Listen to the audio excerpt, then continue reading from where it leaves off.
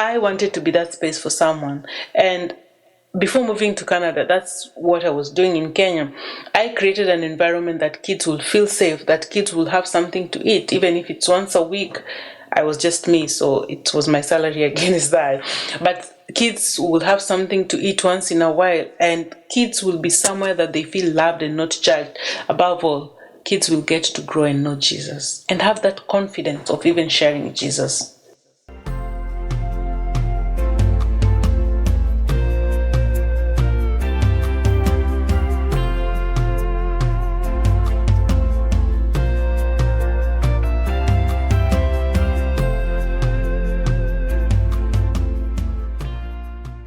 Hey, beautiful God's people, it's Passie, and this episode I just want us to get to know me. So I'll introduce my name. My name is Passie Smith. My maiden name is Nduru. I'm a mother and a wife and an educator. And above all, I'm also a Christian that loves Jesus Christ and waiting for his return, excitingly. So I have some questions that people asked me and people will want to know about me. So I'll go to how has my childhood shaped the woman I am today. I grew up in Kibera, which is the biggest slum. And growing up there, I had my personal challenges. I did not grow up with a mom. I only grew up with a single dad. And it's funny when I say this because I know how to live in lack. And I know how to live in, I know how to have excess and I know how not to have. Because I lived in a ghetto and we were considered poor, but we live in a situation that we still call some people poor. We live in a ghetto that people called us poor, even the poor called us poor. But even for us as considered poor, we still call some people poor. There is an hierarchy there. And I saw how it felt to lack. As much as people didn't think in the ghetto, people thought like we did not lack, but I felt how it felt to lack because I was privileged to understand how it feels to have. And in between these, they say that your toughest season or your challenges, God uses that as a ministry. I grew up in compassion as a beneficiary, and someone helped me. And that heart grew out of me. And as a child, I knew I wanted to do that. And as a child, I knew I wanted to impact lives because someone reached out to me and offered that. Because even my discipleship was offered by Compassion. I'll tell about my salvation later, but even my discipleship was offered by Compassion International. So I wanted to be that space for someone. And before moving to Canada, that's what I was doing in Kenya. I created an environment that kids will feel safe, that kids will have something to eat, even if it's once a week. I was just me, so it was my salary against that. But kids will have something to eat once in a while, and kids will be somewhere that they feel loved and not judged. Above all, kids will get to grow and know Jesus and have that confidence of even sharing Jesus. This happened because I had God at that point.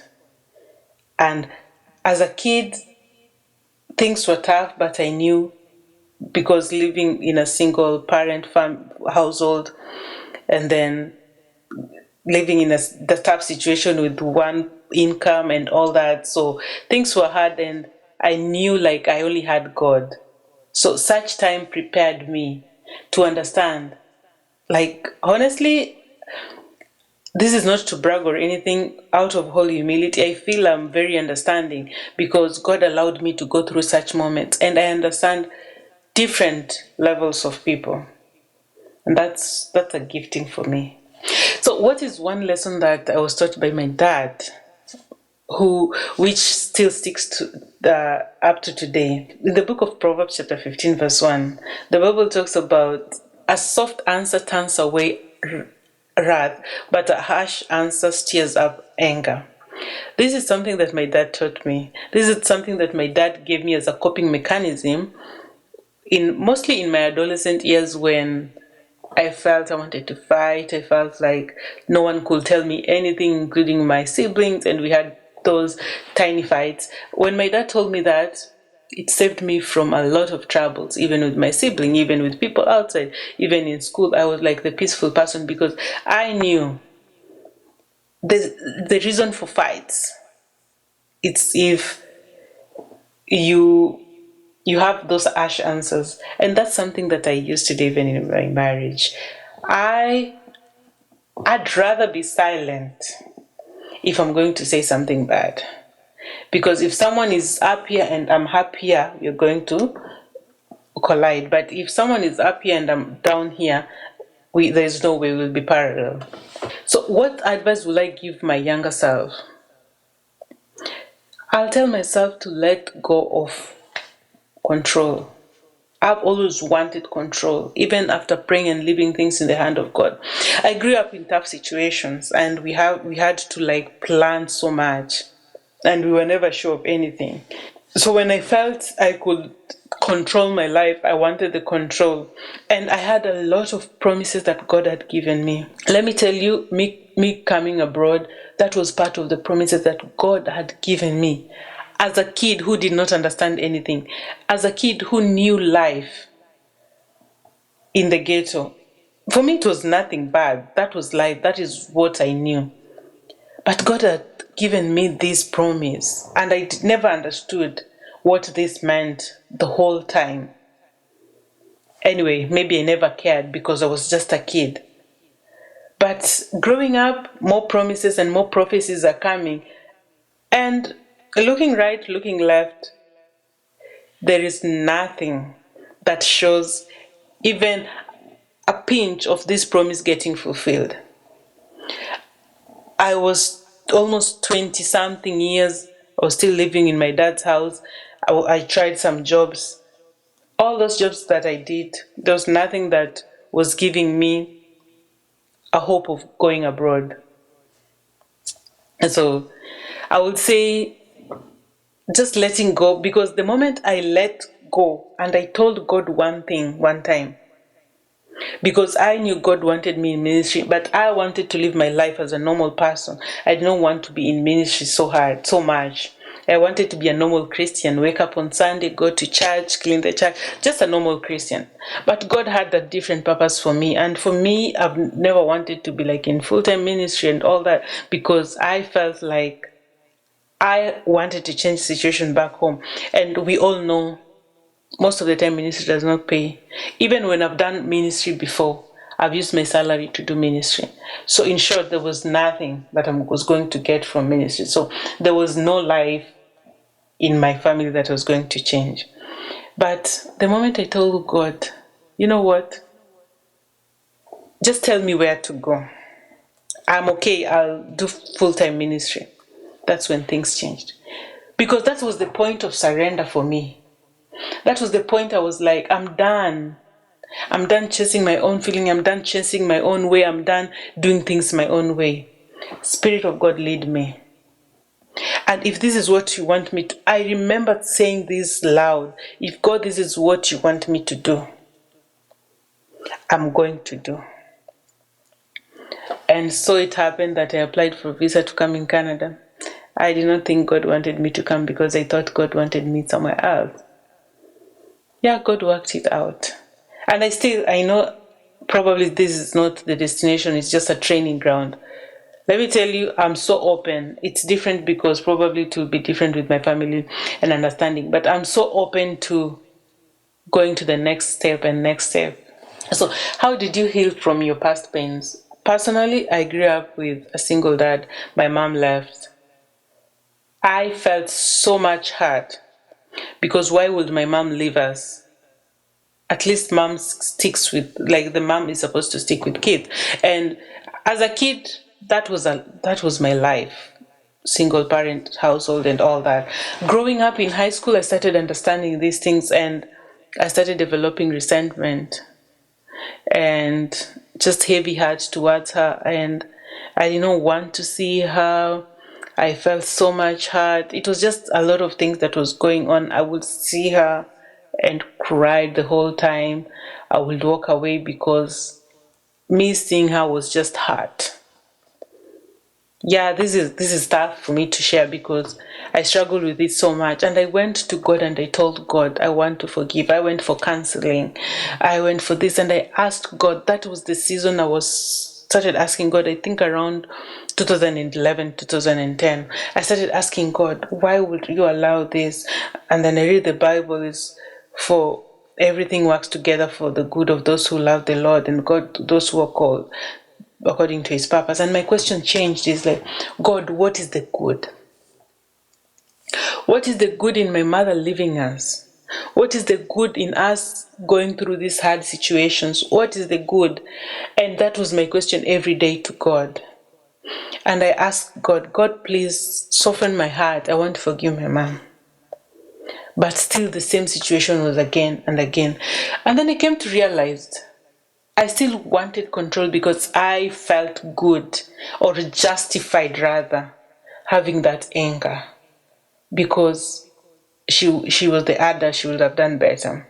And then on my second year in campus, I would say 2016, 2015, yeah, 2015, I was in church and there was an altar call. They were teaching about forgiveness and there was an altar call. And the moment they did an altar call, I had in my spirit, it's time to let go. It's time to let go. And I walked. I was seated almost back of the church. It was a big one, almost thousands of people. And I had to walk all the way in total surrender and humility to the altar. I knelt there and I prayed and I told God, yeah, this is the day. And after that, I felt like a heavy burden taken off me. Remember, I saw therapist, and there was this therapist that I saw. I think he was an atheist or something. I did not know. I don't understand her, and I needed help. For me, I didn't want to go no contact. I needed help, but she told me, "No, if you see her, it makes you this. Just go no contact." I'm a believer, so that's not the way. I know some people will differ, but God wants us to live in unity. So that was definitely not something that was going to work. But I'm glad God gave me finally a way out and my heart was relieved. So, how did moving to Canada change you? So, moving to Canada happened when I least expected because I thought God wanted me to, like in Afghanistan or some other country to do ministry. So, when this Canada opportunity came, it was a good opportunity. Before God had tried so hard to separate me because I'm always like a group person, and that's why I'm an extrovert. And then I did ministry, and I had like a lot of people. So there was a season God wanted me to separate, and it was not nice for me to separate because I did not want to lose friends. And these friends, they were not bad friends. It was just end of a season for us. I fought that, and then now coming to Canada, I came here. I feel like God really told God really said, okay, you did not want to separate. Now you have to. Because I came to Canada, making friends was hard. People think I'm an introvert. Making friends was the hardest thing. Even now I'm still struggling, but at least I'm somewhere. But all these things happened that I may rely on God. God wanted me to see Him alone. It's interesting how envious it gets because I had all other sorts of everything, but now I do not have even spiritual figures and all that. So it was between me and God. Me and God. If I had questions, it's God. If I want company, it's God. I went for 4 hours walk. I went for what? And I did prayer walks because he was the only company I had. Of course, I had lovely roommates and all that, but now it was just probably a season for me to get to enjoy solitude with God.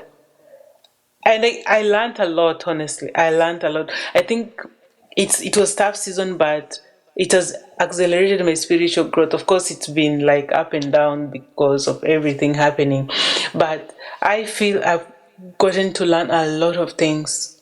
And even now, I cherish solitude moments with God. I will go for walks so that I can I can still be in the house in solitude.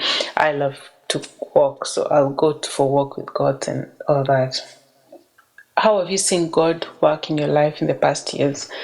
I'll start with, let me go.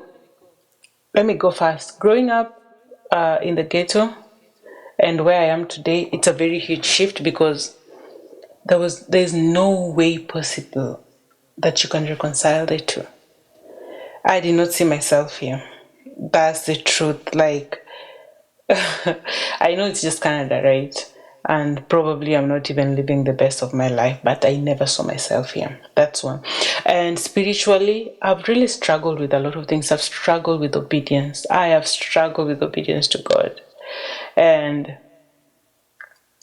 He did it. So I'm not like the perfect person that I would stop and everything, but I'm still growing, and God is really teaching me a lot. And even in terms of ministry, I've seen myself growing in ministry. At times it's a good curve, at times it's just like down curve. It's just different, but I see myself growing a lot in ministry, and I'm so glad. And yeah, even in finances, like God is working on me through that. Forgiveness, I've never really had issues with forgiveness apart from one instance of my mom, but otherwise I've always been easy on that. So there's something, probably we'll talk about it deeper, but how do I distinguish the voice of God? The Bible says, my sheep hears my voice, I know them and they follow me. And I love a simple example of a shepherd and their sheep, but I'll just use an example of a dog and the owner of the dog. If the dog is running recklessly, it only takes the voice of the owner to say, stop, come back, and the dog will obey. I'm not calling us dog, but it's the same with sheep and the shepherd. Even when feeding, the shepherd will always say, turn, shh, and direct the sheep, and the sheep will be like, that's our shepherd, and they will obey. Someone else will do that and they will not know. So the secret is knowing the voice of God. And how do we know the voice of God? Knowing the voice of God is just in the word. When you keep on reading the word and when you keep on understanding God. And another simple way, sorry, I have a lot of thoughts, but another simple way is so easy. If something does not align with the will of God, that is not God speaking. Even if it seems glamorous, it's not God speaking. For me, God speaks to me through dreams, through visions, and all that. And anytime I've wanted to make mistakes, anytime God would bring out a dream that is clear, that I did not need any other person to interpret it for me, that felt so clear that whatever I was doing was a wrong choice. Of course, some I went ahead and still did them, and I regretted later. And then it's always a rerouting. I was supposed to go just here. It's a short distance. It's 1 kilometer, but no.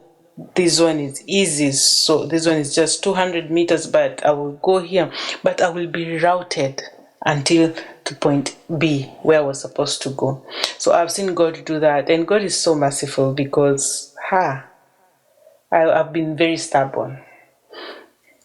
So about my life, around COVID, I started dating a guy, and this guy was not a Christian. And of course, he identified as a Catholic, but he was not a Christian. I knew our relationship was not going anywhere because I was a believer and I knew what I was looking for. But it just felt nice due to quarantine and the boredom. And then our relationship started growing and became serious and serious. And I was like, yep, probably this is the guy, destiny helper, blah, blah, blah. And then I met this guy, say the prayer of faith, started doing Bible study together, and everything to just for me to feel okay. Mostly I would say it was just for me to feel like, oh no, he's a Christian. I was creating a Christian for myself, or I was converting. I was doing ministry for myself so that I can get a husband. Anyway, it never ended up working because still we had different principles. He was doing that for me, and I wanted him to do that because he understood God and all that. So when it ended up terminating that, but through the whole relationship, God was giving me warnings. One day I should tell this story of my life. God was giving me clear instruction that this is not it. But I was still like, no, this is it. It felt nice by then. So, yep. So when we talk about obedience, at times I feel unworthy because I've not been the best when it comes to obedience. But who is God? Who is my God? He will reroute you. Even if you were supposed to take 5 minutes, it's okay. You still got there, and you will take whatever 60 hours. That's your problem. But he'll be routed. He's so merciful. So I'm thinking of a challenge in my life, my childhood that God has used for good. I think me growing up in the ghetto, I'll still take that back. It's not my personality, it's just like a very big part of me. And then now I'm still there, but now in a different way. I'm doing ministry there. So that's something that God has used in my life. I think that's all. Those are all the questions that I have, or all the questions I was given to talk about myself personally. I have a lot of stories about myself that if you want any question, you can ask, and I'll be happy to answer. One day, I'll just sit down and tell you the story of my life without questions. Now, I'll tell you my personal testimony and how I came to know Christ. And I came to know Christ through a missionary school where I schooled. But my discipleship came through Compassion International. But I can tell you all that maybe in a separate video. Thank you so much for joining, and we'll get to do this more oftenly. Kindly just follow. I want us to grow and get to know Christ together. And I will, this is Naked and Not Ashamed. So I'll be sharing my personal testimony and everything. So we are going to get naked in the word and just vulnerable. I mean naked to mean vulnerable. I want to share my the piece of my life that feels most vulnerable, to show that even when people thought I was doing okay and I was perfect, I was still struggling. So I want to share those parts of my life that felt so perfect, but I was still struggling, even in my faith. It was nice having you today, and goodbye until we meet next time. Bye bye.